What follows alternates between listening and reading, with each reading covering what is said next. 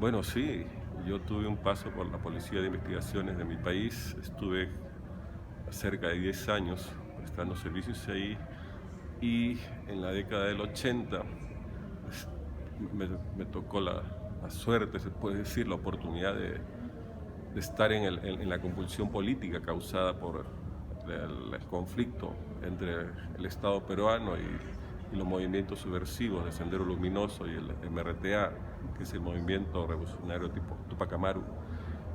Entonces tuve algunas experiencias porque estuve en dos oportunidades en zona de emergencia, que estaba primero en el centro de la sierra sur de la sierra del país y se extendió del sur hasta el centro y después llegó a las ciudades de la costa, las ciudades principales de la costa, sobre todo a la capital.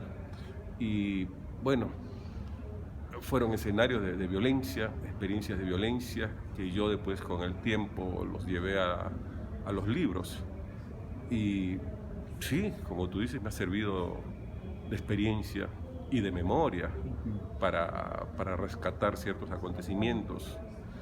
Por ejemplo, en mi novela Ese Camino Existe, que fue la que ganó el premio Copé, que es el más importante en las letras en el Perú, yo expongo una experiencia en la zona de Ayacucho, ¿no?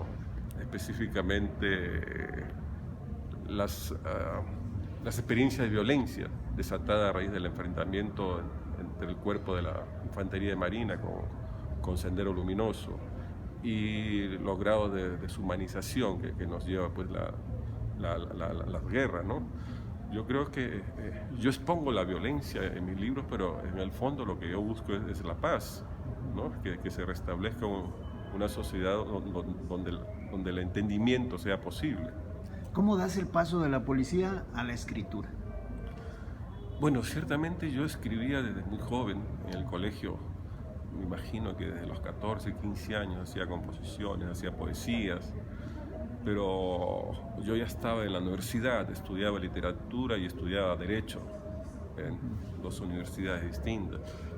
Y se me presentó por motivos económicos, porque ya no tenía cómo sostenerme en Lima. Yo no soy de la capital del Perú, soy de una provincia y era muy difícil sostenerme. No encontraba los medios, entonces ingresé a la Policía de Investigaciones y ahí empezó ya una historia, ¿no? Porque mi conocimiento de mi país era muy parcial. Yo pensaba que conocía mi país a los 17, 18 años, pero cuando ingresé y en la primera noche que estuve encuartelado, pues tuve un conocimiento aceleradísimo del país porque conviví con muchas gentes, venía de distintos sectores, de distintas etnias. El Perú es un país multiétnico, entonces con gente venía de la selva, del norte, descendientes de afro, de asiáticos, de blancos, de aymara, de quechuas, todos en un solo recinto cerrado y mezclándolos entre todos, con distintas costumbres y comportamientos. Eso para mí fue una experiencia que me enriqueció. En un momento me desconcertó, pero después fue una experiencia enriquecedora, ¿no? Y es parte también de lo que yo expongo en mi literatura, porque yo siempre expongo sobre un país heterogéneo, ¿no? Donde una nacionalidad que está siempre en construcción. Y yo apuesto no por una identidad hacia el pasado, sino por una identidad hacia el futuro en mi país, donde puedan convivir gentes de distintas procedencias. Y eso es lo que me dio mi experiencia en el cuerpo policial, ¿no? Lo otro ya es la experiencia con la violencia. ¿En qué momento decides que dices, bueno, yo me voy a dedicar a escribir y nada más a escribir o tienes otra actividad? ¿Cómo das el paso? Yo empecé escribiendo poesía y algunos relatos cortos, pero tenía la mente llena de experiencias y de memorias.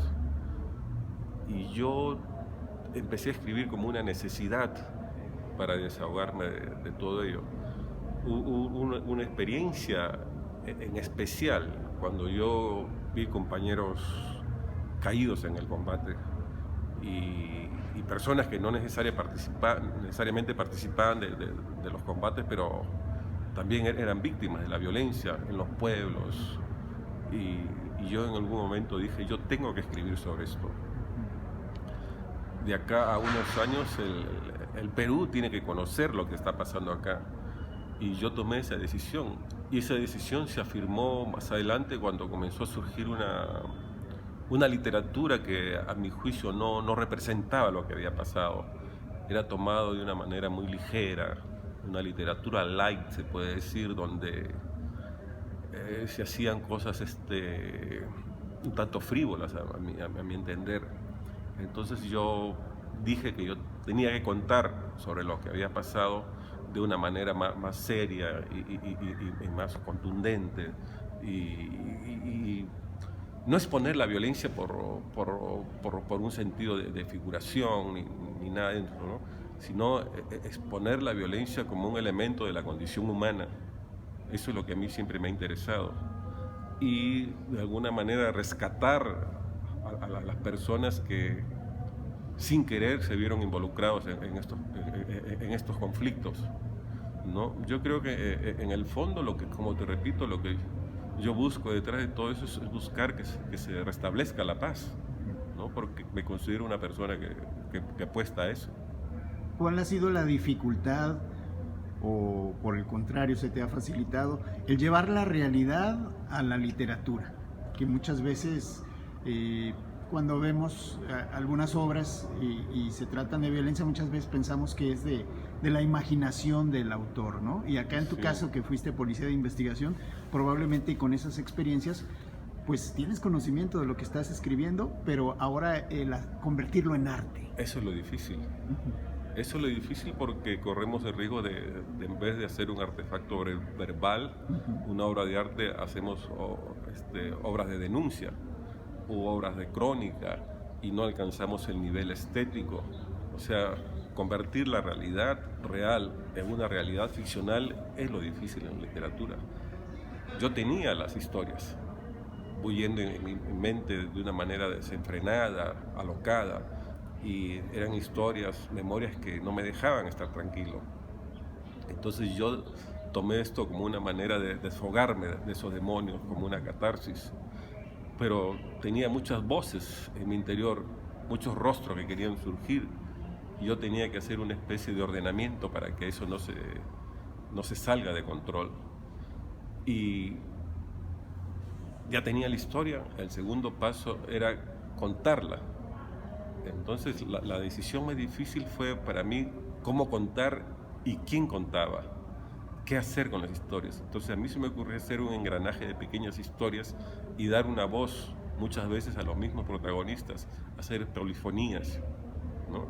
Donde yo de alguna manera desaparecía como testigo. Yo no quería aparecer como un testigo, sino como alguien que representa los hechos.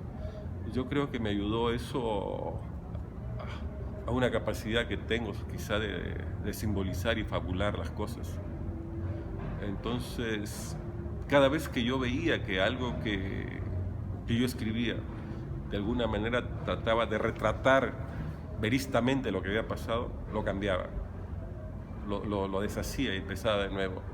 Yo no quería hacer un testimonio, yo quería hacer una obra literaria, y eso fue lo que hice. Representé lo que había pasado, no lo hice, no retraté la violencia, la representé, que es la realidad ingresada según mi tamiz y después salir de ello ya convertida en una realidad verbal. Eso es lo más difícil y eso es lo que me duró. Mi primera novela de la violencia la escribí yo casi después de 20 años de los acontecimientos. Y que ahí los personajes con sus diversas personalidades te ayudaron mucho, ¿no? Porque pues hemos escuchado a algunos escritores que dicen, yo empecé a hacer la novela en un sentido, pero los personajes se apoderaron de la trama y ellos fueron construyéndola. No sé, en el caso tuyo, cuál sea el efecto de los personajes, ¿no? Sí, eso es muy cierto. A veces tú tienes en mente hacer una novela con un discurso, ¿no? con una organización de una manera, pero la misma historia y los mismos personajes te van llevando por otro rumbo. Por eso yo digo, ¿no? Yo como escritor sé dónde empiezo y dónde voy a acabar, pero no sé lo que va a pasar en el medio del viaje. Y eso es lo cautivante de este oficio, ¿no? Porque siempre es una emoción escribir y siempre hay algo, un aliciente, algo nuevo que nos invita a volver a una página, seguir después de un punto, ¿no? Porque los mismos personajes se van creando y van alcanzando una voz. Por eso yo digo que un escritor es algo así como una persona que sufre una paranoia múltiple, porque no solamente representa a uno o dos, sino a veces representa una multiplicidad de rostros y voces, y a todos tienes que darle una personalidad dentro de la obra. Y eso es lo que yo trato siempre de hacer. En mis obras yo convoco a muchos personajes, le doy muchas voces, muchas características, y en esos momentos yo ya dejo de ser yo y me convierto por rachas en cada uno de ellos, ¿no? Yo creo que eso es lo que realmente llena de emoción este trabajo, ¿no? Quizá no se ve después cuando uno lee, pero en el proceso uno adopta muchas personalidades. Es casi como una enfermedad mental, creo, pero no acabamos en un manicomio, sino escribiendo un libro. Cuando éramos pequeños y en esa parte de la inocencia y que veíamos las obras literarias y que decíamos, ¿cómo puede pasar eso, no? O sea, pensando en que pues eran cuestiones de la ficción y que muchos, incluso criminales, se podían basar en la literatura.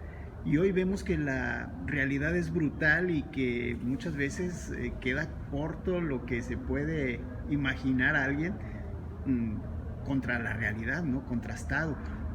¿Cómo encontrar ese equilibrio? Porque hoy en día estamos llenos de productos de violencia, las series, las mismas noticias del día a día. Y bueno, en la literatura que habla de violencia es donde podemos encontrar paz, ¿no? O sea, qué contraste, ¿no? Sí. A ver, acá hay una cuestión de lo que hablan los críticos, que dicen que la literatura de la violencia europea, por ejemplo, trata de restablecer un orden en el mundo, ¿no? Y básicamente se apoyan en la literatura policial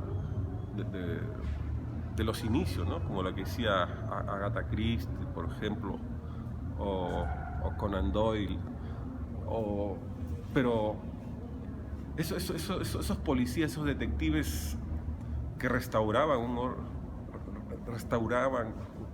orden, estaban muy lejos de la realidad, incluso de la realidad europea. Y se dice que acá en Latinoamérica las novelas policiales o de las violencias o del hard boiled no restablecen nada. O sea, no apuntan hacia una nueva normalidad, hacia un nuevo orden. Pero yo creo que sí, se apuntan hacia una convivencia pacífica, que no se dé porque los mismos elementos que deberían preservar el orden o la justicia están contaminados también por la violencia y la corrupción, es otra cosa. Pero la gente común y corriente aspira a vivir en un mundo mejor. Entonces, la literatura de la violencia y la literatura policial en Latinoamérica tiene muchas vertientes, pero creo que en el fondo se aspira a buscar una sociedad mejor y de paz. Pero los escritores, y sobre todo los escritores jóvenes, tienen todo el derecho de representar el mundo que les toca vivir, y no se puede edulcorar la realidad, ¿no? Entonces, en mi caso, por ejemplo, yo empecé a escribir, ya se puede decir como profesional de estas cosas a los 30 años, ¿no? Por decir así. Antes había hecho poesía, pero ya escribir novelas ya un poco grandes y de historias así un poco fuertes, más o menos la hice a los 30 años. Pero yo tenía todo el derecho de escribir mi tiempo, ¿no? Yo respetaba mucho a los escritores mayores de mi país y a los mayores del extranjero que me habían ayudado con sus obras a yo tener un corpus donde apoyarme y sacar técnicas narrativas y sacar experiencias. Pero yo tenía que escribir como yo veía mi mundo. Entonces yo comencé a escribir sobre mis experiencias, pero con una voz que yo iba buscando, ¿no? Y yo creo que los que escriben ahora en el Perú sobre estos temas de la violencia también escriben de acuerdo a su realidad y tratan de romper los moldes de sus mayores. Y eso es lo normal, lo que siempre ocurre en la literatura. Y de eso se trata, porque la literatura tiene que renovarse, ¿no? La vitalidad de una literatura en un país no es que se quede siempre estática de acuerdo a los moldes que pusieron los mayores. La vitalidad la hacen los jóvenes rompiendo los moldes de sus mayores y procurando expresarse con nuevas formas de narración, con nuevos elementos, con nuevas técnicas narratológicas. Y eso es lo normal y lo que tiene que pasar para que la salud literaria de un país esté buena y tenga proyección al futuro. Y yo creo que el Perú lo tiene, porque hay una camada de escritores nuevos que vienen queriendo romperlo todo y queriendo representarlo todo, y ellos también abordan el tema de la violencia, porque el Perú es un país que está invadido de corrupción y de violencia. Se suponía que después de la experiencia del conflicto de Sendero Luminoso con el Estado peruano, que duró más de 20 años, la sociedad peruana iba a ser capaz de restañar sus heridas y de corregir los errores o los abismos sociales, las injusticias que nos llevaron a ese enfrentamiento. Pero hemos visto que eso no se ha dado, no hemos aprendido de nuestras experiencias, de nuestros errores, no hemos aprendido. Y la criminalidad ahora está rebalsada y ya no está en los montes, en la serranía, sino se ha trasladado a las ciudades, a las urbes, y en los pueblos jóvenes, en los barrios marginales.